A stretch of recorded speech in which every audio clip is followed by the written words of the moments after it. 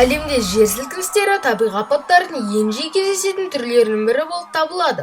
Олар адамдар мен ғаламшарымыздың экожүйесіне терең әсер етеді. Жер сілкінісінің қарқындылығы әртүрлі болуы мүмкін, бірақ бұл құбылыс әрқашанда үлкен әсер қалдырады.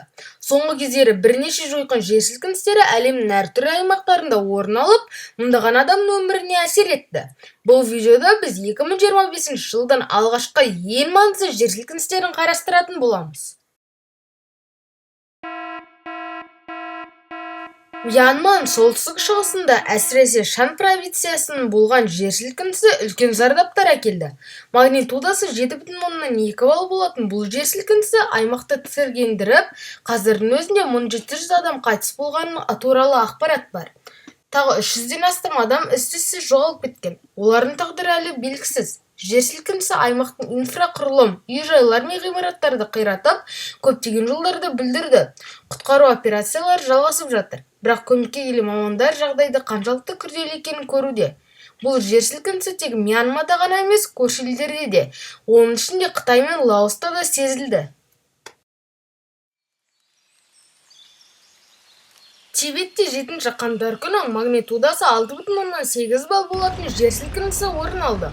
Бұл жер сілкінісінің эпицентрі Қытайдың Тибет автономиялық ауданында орналасқан Чигазе қаласында жақын болды. Дүмпу сол уақытта Үндістан мен Непалға дейін жетіп, елдердің қауіпсіздік қызметтері мен азаматтық қорғау жүйесін қиын жағдайға қалдырды.